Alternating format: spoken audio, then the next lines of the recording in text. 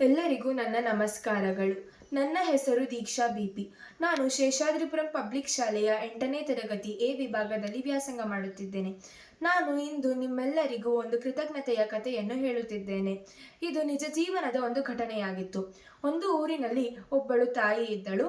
ಅವಳಿಗೆ ಒಬ್ಬ ಪುತ್ರನಿದ್ದ. ಅವನ ಹೆಸರು ವಿನೋದ್. ಇಬ್ಬರು ಬಹಳ ಕಡು ಬಡತನ ಅನುಭವಿಸುತ್ತಿದ್ದರು. ತಾಯಿ ತರಕಾರಿಯ ವ್ಯಾಪಾರ ಮಾಡಿ ಜೀವನ ನಡೆಸುತ್ತಿದ್ದಳು.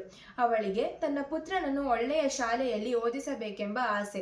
ಆ ಆಸೆಯಿಂದ ಅವಳು ತನ್ನ ಪುತ್ರನನ್ನು ಒಳ್ಳೆಯ ಶಾಲೆಯಲ್ಲಿ ವಿದ್ಯಾಭ್ಯಾಸ ಮಾಡಿಸುತ್ತಾಳೆ. ವಿನೋದ್ ಚೆನ್ನಾಗಿ ಓದುತ್ತಾನೆ. ಒಂದು ದಿನ ತಾಯಿ ಶಾಲೆಗೆ ಹೋಗುತ್ತಾಳೆ.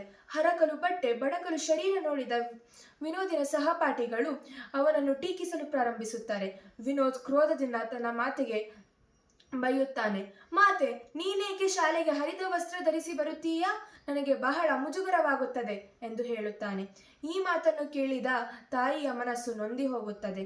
ಎಂದಿನಂತೆ ವಿನೋದ್ ಶಾಲೆಗೆ ಹೋಗುತ್ತಾನೆ. ಅಂದು ಅವನು ಫುಟ್ಬಾಲ್ ಆಡುವಾಗ ಅವನ ಕಣ್ಣಿಗೆ ಫುಟ್ಬಾಲ್ ಬಿದ್ದು ಗಂಭೀರವಾದ ಗಾಯವಾಗುತ್ತದೆ. ಮಾತೆಗೆ ಈ ವಿಚಾರ ತಿಳಿಯುತ್ತದೆ. ಅವಳು ಶಾಲೆಗೆ ಓಡೋಡಿ ಬರುತ್ತಾಳೆ. ತನ್ನ ಪುತ್ರನನ್ನು ಶಾಲೆಯಿಂದ ವೈದ್ಯರ ಬಳಿ ಕರೆದೊಯ್ಯುತ್ತಾಳೆ. ವೈದ್ಯರು ಶಸ್ತ್ರಚಿಕಿತ್ಸೆಯ ಅವಶ್ಯಕತೆ ಇದೆ ಎಂದು ಹೇಳುತ್ತಾರೆ. ಮಾತೆ ತನ್ನ ಕಣ್ಣನ್ನೇ ಪುತ್ರನಿಗೆ ನೀಡಿ ಎಂದು ಹೇಳುತ್ತಾಳೆ. ವೈದ್ಯರು ನಿರಾಕರಿಸಿ, ಇಲ್ಲಮ್ಮ, ಇವನಿಗೆ ಬೇರೆಯವರ ಕಣ್ಣಿನ ಅವಶ್ಯಕತೆ ಇದೆ.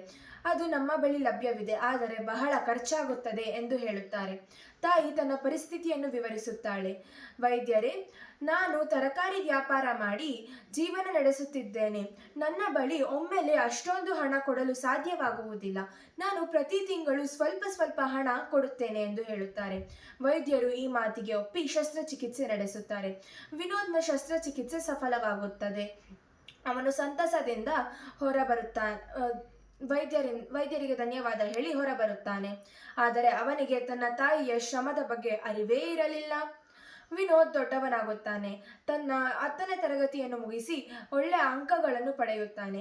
ವಿದೇಶದ ವಿದ್ಯಾಭ್ಯಾಸಕ್ಕೆ ಹೋಗಲು ತಯಾರಿ ಮಾಡಿಕೊಳ್ಳುತ್ತಿರುತ್ತಾನೆ. ಇತ್ತ ತಾಯಿ ವೈದ್ಯರಿಗೆ ನೀಡಿದ ಮಾತಿನಂತೆ ಪ್ರತಿ ತಿಂಗಳು ಸ್ವಲ್ಪ ಸ್ವಲ್ಪ ಹಣ ಕೊಡುತ್ತಾಳೆ.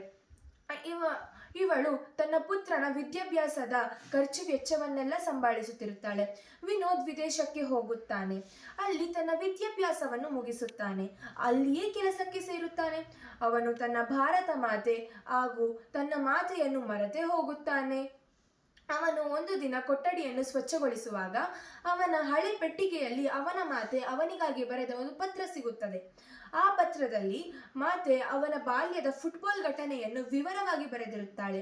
ಕೊನೆಯದಾಗಿ, ಪುತ್ರ, ನೀನು ವೈದ್ಯರ ದುಡ್ಡಿನ ಬಗ್ಗೆ ಚಿಂತೆ ಬೇಡ, ನಾನು ಅದನ್ನು ತೀರಿಸಿದ್ದೇನೆ. ನೀನು ಎಲ್ಲಿ ಇದ್ದೀಯೋ ಖುಷಿಯಾಗಿರು, ಸಂತೋಷದಿಂದಿರು, ಚಿಂತೆಯಿಂದ ಇರಬೇಡ ಎಂದು ಬರೆದಿರುತ್ತಾಳೆ. ಈ ಮಾತನ್ನು ಓದಿದ ವಿನೋದ್ನ ಕಣ್ಣಿನಲ್ಲಿ ನೀರು ತುಂಬುತ್ತದೆ.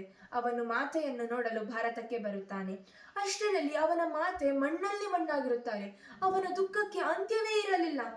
ಅವನು ಮಾತೆಯ ಸಮಾಧಿಯ ಬಳಿ ಅಳುತ್ತಿರುತ್ತಾನೆ. ಅಷ್ಟರಲ್ಲಿ ಅವನಿಗೊಂದು ಯೋಚನೆ ಮೂಡುತ್ತದೆ. ಅವನು ಆ ಯೋಚನೆಯನ್ನು ಮುಂದಿಟ್ಟ.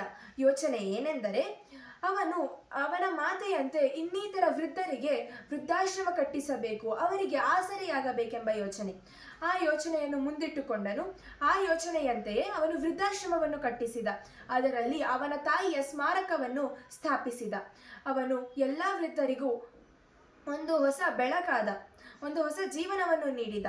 ಈ ರೀತಿ ಅವನ ಸತ್ತ ಮಾತೆಗೆ ಕೃತಜ್ಞತೆಯನ್ನು ತಿಳಿಸಿದ. ಈ ಕಥೆಯ ನೀತಿ ಏನೆಂದರೆ, ನಾವು ಎಂದೂ ನಮ್ಮ ತಂದೆ ತಾಯಿಯರನ್ನು ಕಡೆಗಣಿಸಬಾರದು. ಅವರಿಗೆ ಕೃತಜ್ಞತರಾಗಿರಬೇಕು. ಅವರು ನಮಗಾಗಿ ತಮ್ಮ ಇಡೀ ಜೀವನವನ್ನು ಮುಡುಪಾಗಿಟ್ಟಿದ್ದಾರೆ. ಧನ್ಯವಾದಗಳು.